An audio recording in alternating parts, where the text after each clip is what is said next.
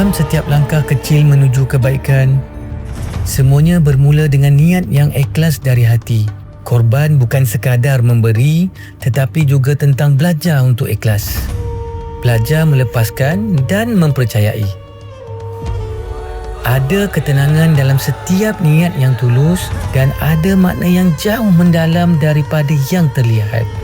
Sebab pada akhirnya, ibadah bukan hanya tentang apa yang kita lakukan, tetapi tentang bagaimana kita menjalankannya. Ya Allah, Kau permudahkanlah segala urusan kami pada hari ini sekali lagi, Ya Allah.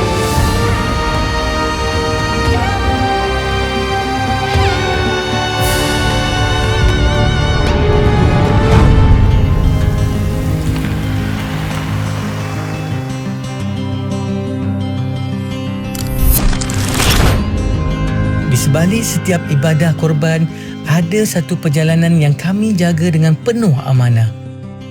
Bermula daripada pemilihan yang terbaik, menjaganya dengan standard yang tinggi sehinggalah memastikan setiap proses dilakukan dengan penuh teliti.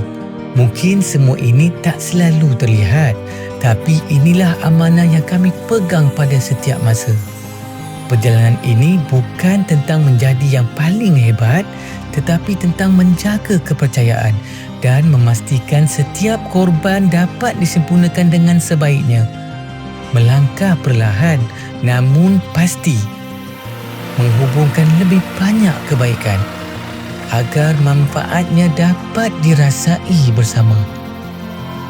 Sebab bagi kami, bukan sahaja kualiti yang dijaga, tetapi pada setiap proses yang kami jalani dengan sepenuh hati.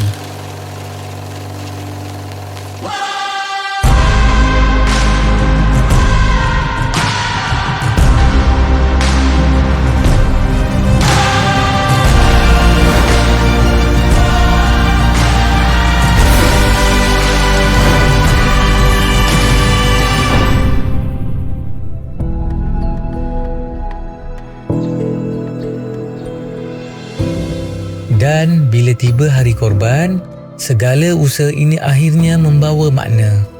Ada senyuman yang tercipta, ada rasa syukur yang dikongsi, dan ada rezeki yang sampai kepada mereka yang memerlukan.